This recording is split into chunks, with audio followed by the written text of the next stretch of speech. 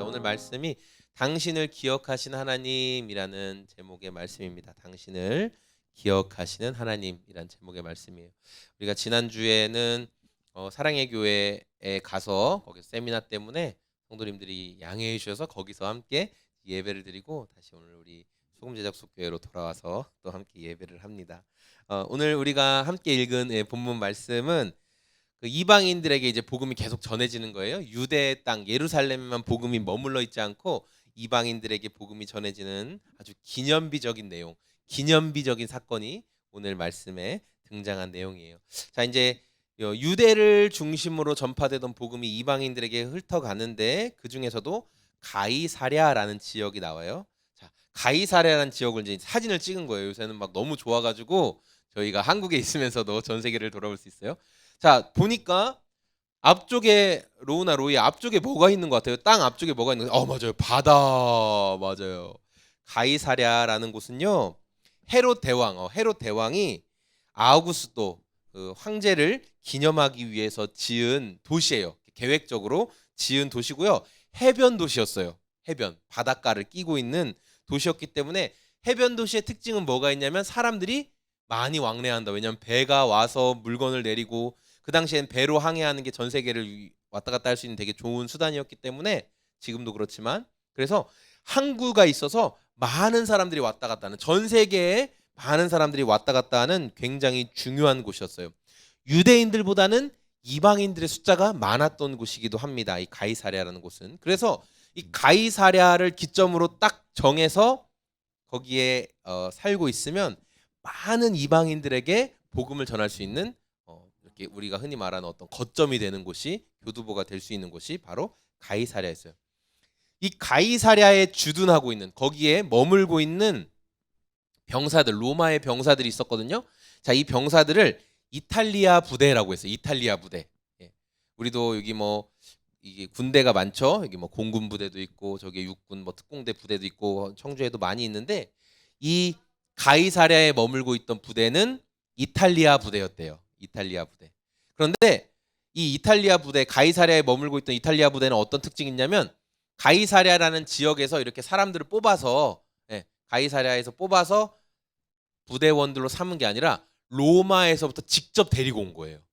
그러니까 이 사람들은 가이사랴에 파견 나온 그러니까 특별한 로마의 정예 부대원들이었던 거예요. 그래서 가이사랴에 이제 파견 나와서 생활하고 있었는데 그 부대에 약 한 6천 명 정도 된다고 해요. 한 6천 명 정도 되는데 그 부대의 지휘관이었던 그 밑에 휘하에 보통 이제 백부장이라고 하면 이제 100명 정도를 데리고 있다라고 우리가 흔히 성경에서 많이 했는데 또 어떤 학자들은 한 600명까지도 통솔 했을 것이다 이렇게 말하는 사람도 있어요. 어쨌든 100명에서 그 이상의 부대원들을 데리고 있는 장교였죠. 장교. 높은 지위에 있는 장교. 이 사람의 이름이 고넬료다라는 거예요. 고넬료라는 코넬리우스. 고넬료라는 사람이었어요. 그런데 이 고넬료의 특별한 점은 뭐였냐면은 자신이 장교이고 또 이 가이사랴라는 곳에 주둔하고 있으면서도 로마가 정복해서 식민 지배를 하고 있던 유대 사람들을 아주 진실하고 친절하게 대했다라는 게 특별한 점이었고 또 하나는 뭐였냐면은 그들이 믿고 있는 유대인들이 믿는 하나님을 믿었다라는 거예요. 하나님을 믿었다라는 거. 우리 2절 말씀인데요. 2절 말씀 같이 한번 읽어볼까요? 시작. 그가 경건하여 온 집안과 더불어 하나님을 경외하며 백성을 많이 구제하고 하나님께 항상 기도했다. 네, 성경이 이렇게 말하고 있어요. 그러니까 고넬료의 특징은 뭐냐면 나 혼자만 하나님을 여호와 하나님을 믿는 게 아니라 그의 온 집안과 더불어 그러니까 뭐예요? 온 가족 식구가 다 고넬료 한 사람 때문에 하나님을 믿었다. 예배를 드렸다. 고넬료의 가족 식구들이라면 다 그 사람들도 로마 사람일 거잖아요. 그런데 다 로마 사람임에도 불구하고 가족들도 다 하나님을 믿고 있었다. 유대의 그때 당시 이제 유대의 신이었던 하나님을 믿고 있었다는 거예요. 그리고 식민지 유대 백성들을 막 착취하죠. 야, 너 돈 가져와. 뭐 돈 뺏고 그렇지 않고 선하게 대했다라는 거예요. 하나님을 경외했기 때문에 그들을 선하게 대하고 많이 구제해 주었다. 구제가 뭐냐면은 도와주는 거예요. 내 주머니를 열어서 사람들을 도와주는 게 구제했다고 하는 거예요. 그렇게 구제했고 또 중요한 게 뭐가 있어요? 하나님께 어떻게 기도했대요? 항상 기도했대요. 항상. 그러니까 저는 문제가 생기고 어려움이 생기고 속상한 일이 생기고 이번에 우리 로아가 시리즈로 아프고 그렇게 됐을 때만 저는 기도해요. 예, 저는 못난 목사여가지고 저는 문제가 생기고 어려움이 생길 때만 하나님 도와주세요. 하나님 제가 또 뻔뻔하게 하나님 모른 척하지만 이번에 좀 도와주세요. 우리 로운이가 또 독감 때문에 못 일어나고 있어요. 이렇게 예. 저는 그렇게 항상 기도하지 못하고 필요할 때만 기도하는데 고넬료는 어떤 사람이었대요? 항상 기도했대요. 왜? 매일매일 항상 습관처럼 하나님 앞에 기도하고 또 기도하는 사람이었다는 거예요. 그러니까 로마의 장교로서는 사실은 보여주기 굉장히 힘든 일이에요. 저런 사람이 없다라고 말할 정도로 굉장히 특별한 사람이었다는 거예요. 다니엘처럼 맞아요.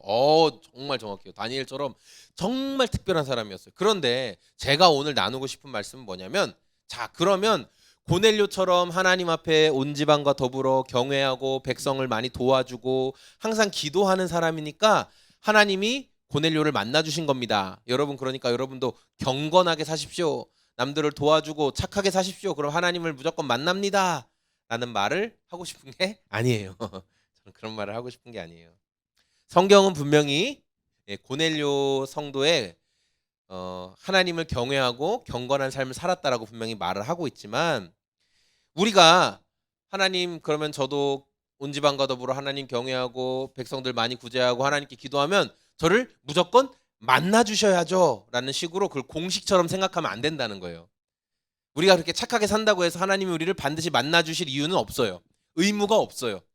하나님, 내가 저 사람 도왔으니 나에게 나타나시오. 하나님은 그거에 응답하실 의무가 전혀 없으신 분이세요. 그런데 하나님께서 왜 고넬료를 찾아와 주셨을까요? 왜 고넬료에게 천사를 보냈을까요? 하나님의 선택이에요. 하나님이 이방인들에게 복음을 전하기 위해서 사람을 찾던 중에 고넬료를 선택하신 거예요. 고넬료를 통해서 이방인들에게, 특별히 로마의 핵심 부위에 복음이 전해지게 해야 되겠구나. 하나님이 그냥 그렇게 선택하신 거예요. 고넬료가 잘해서 택함 받은 게 아니다. 여러분, 고넬료가 잘해서 택함 받은 게 아니다. 하나님께서 이방인에게 복음을 전하는 디딤돌로, 한 발 딛고 넘어갈 수 있는 디딤돌로 고넬료를 선택하신 거다라는 거예요. 여러분, 하나님의 은혜라는 건요, 갑자기 찾아오거든요. 갑자기 선물처럼 찾아와요. 이거는 내가 꼭 원할 때 고넬료처럼 규칙적으로 막 기도하고 또 백성들을 돕고 하는 그런 일상적인 순간에서 찾아올 수도 있지만, 어떤 때는요, 하나님은 없는 것 같아. 내가 이렇게 찾고 노력하고 했지만 하나님이 안 믿어지고 없는 것 같아라고 말하는 그때 갑자기 하나님이 선물로 찾아오시는 경우가 있어요. 내가 원하는 시간과 내가 원하는 때와 다를 수 있다는 거예요. 하나님이 우리를 만나주시는 은혜의 경험은. 오늘 말씀을 정리할 건데요. 깜짝 놀라셨죠? 뭐야, 시작한 지 5분 만에 제가 말씀에 대해서 요새 생각하는 생각이 많아요. 부활하신 예수님께서 복음이 예루살렘에만 머물러 있는 게 아니라, 이제 예수님 말씀하셨죠.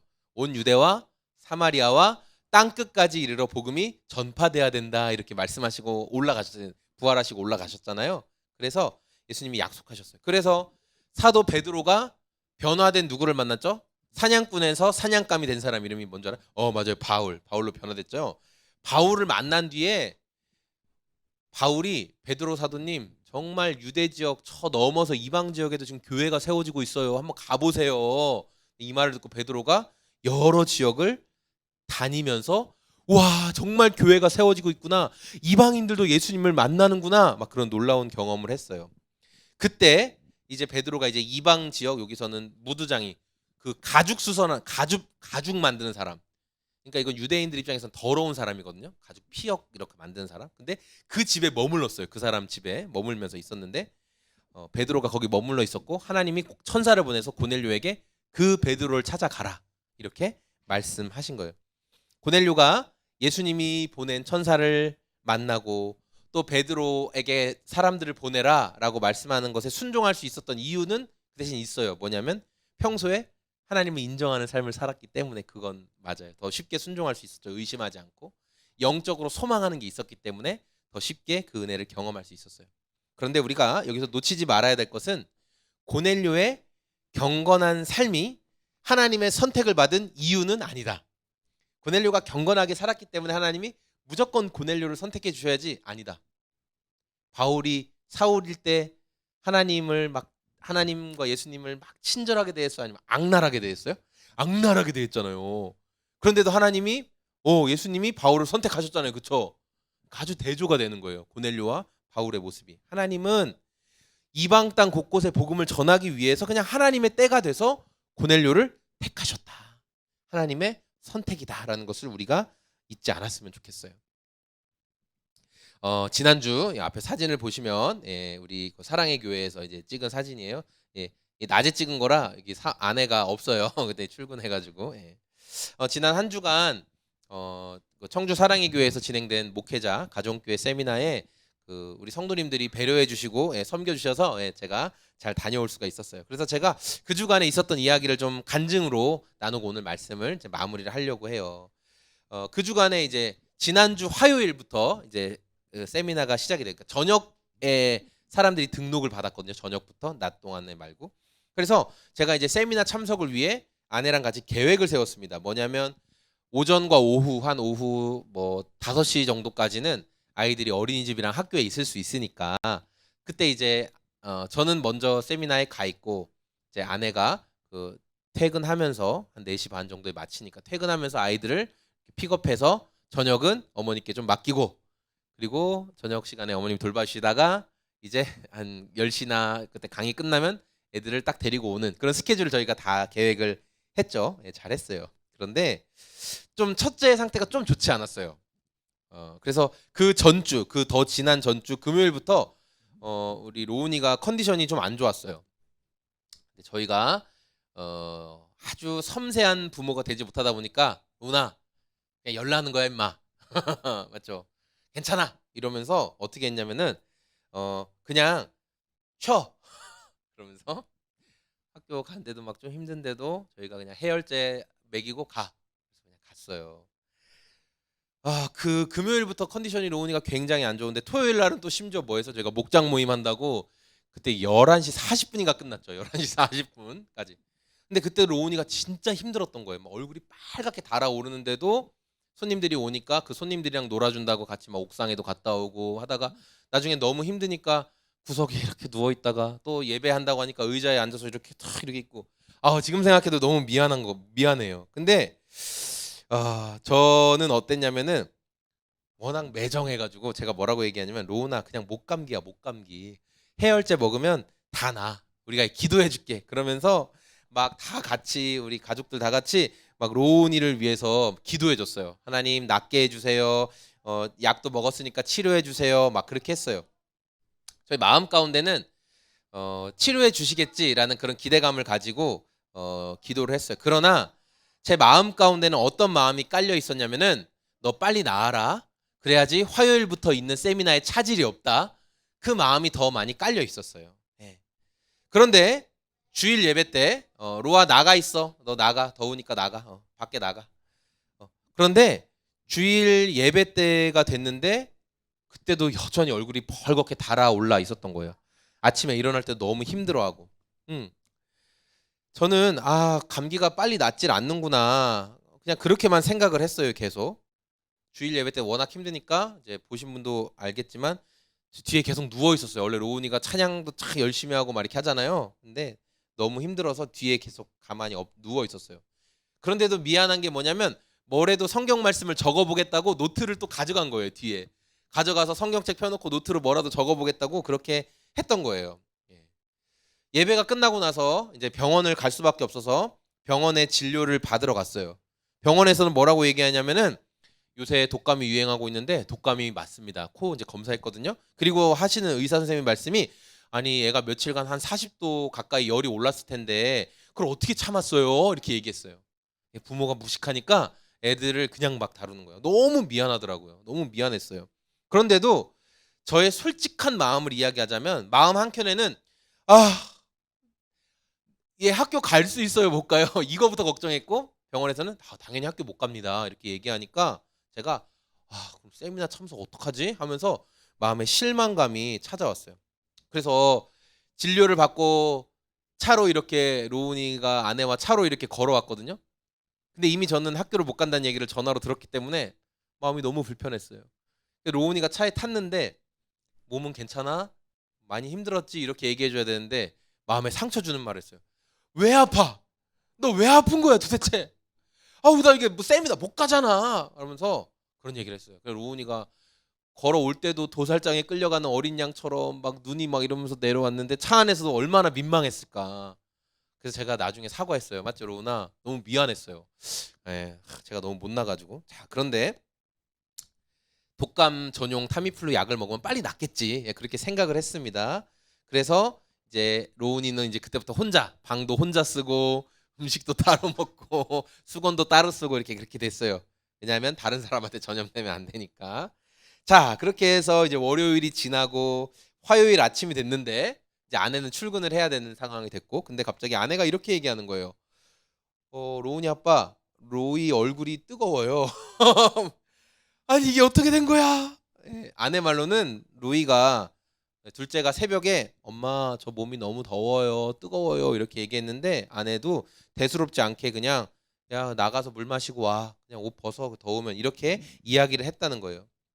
제가 세미나를 참석해야 되는데 둘째까지 열이 오른다고 하니까 막 화요일 아침에 머리가 복잡해지기 시작했어요. 그래도 어쨌든 셋째는 어린이집에 가게 두고 둘째를 데리고 빨리 병원에 갔습니다. 제발 그냥 목감기이기를 바라면서, 그냥 목감기이기를 바라면서. 그리고 월요일 날 그냥 목감기라는 그걸 받긴 받았거든요, 진단을. 그래서 약도 지어 왔었어요, 월요일 날 운동 갔다가 돌아오는 길에. 그런데 역시나 우리 둘째도 화요일 날 아침에 검사를 했더니 독감이 확진이 됐어요. 갑자기 제 마음에 엄청난 원망이 몰려오기 시작했어요. 첫째, 로운이가 독감 확진됐을 때 그때 로운이한테 상처 줬던 마음이 있기 때문에 내가 두 번은 실수하지 말아야지라는 생각을 가지고 있었지만 제 마음이 막 서운하고 안 좋은 마음은 여전했어요. 이렇게 얘기했어요, 제가. 아니, 첫째도 그렇지만 둘째까지 독감이라니 하나님 세미나 가라는 거예요, 말하는 거예요 하면서 제 안에 막 원망의 말이 이렇게 쏟아져 나왔어요. 그래서 제가 나 못 간다고 해야 되겠다. 아무래도 애가 두 명이나 이렇게 학교도 못 가고 아픈데 못 간다고 연락을 드려야지라고 생각하던 찰나에 저를 이렇게 담당해 주시는 그 목자님, 저희 집도 오픈해 주시고 한 그분한테 전화가 왔어요. 네. 그래서 하시는 말씀이 목사님 첫째가 아프다는 이야기 들었습니다. 많이 좀 몸은 좋아졌나요? 막 이렇게 이야기하시는데 제가 지금 둘째도 독감 확진이 됐어요, 목사님. 그렇게 얘기하니까 너무 안타까워 하시는 거예요. 네. 그래서 제가 여기 목 끝까지 저 세미나 못 갈 것 같은데요란 말이 여기까지 올라왔거든요. 근데 차마 말하지 못하겠더라고요. 그래서 일단 꾹 참고 평소 같으면 그냥 목사님 하나님 뜻이 아닌 것 같아요. 두 명이나 아픈 거 보니까 세미나 앞두고 저 그냥 포기할게요. 이렇게 이야기했을 텐데 그 말이 차마 안 나오더라고요. 아마 하나님께서 우리 교회와 저를 향한 어떤 계획이 있으셨기 때문에 그걸 보여주려고 마음을 붙잡아 주신 것 같아요.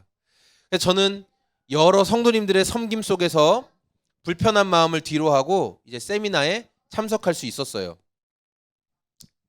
자기 집 안방을 내어주시고 또 모든 것 쓸 것을 다 새 것으로 샴푸, 뭐 바디워시 이런 것도 전부 새 거로 다 준비해주고 이불도 깨끗하게 다 준비해주시고 막 하여튼 진짜 호텔 숙소 못지않게 이렇게 잘 준비해주셨어요. 저기 사진에 제일 왼쪽에 보면 저렇게 안방을 내주신 거예요, 저렇게.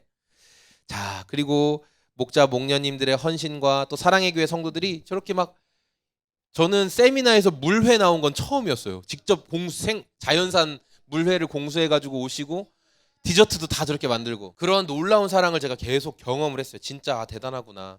또 수요 예배 때 이제 아내도 참석을 하긴 했는데 그때 막 저에게 잔잔한 은혜도 많이 부어주시고 하나님을 다시 생각하게 해주셨어요.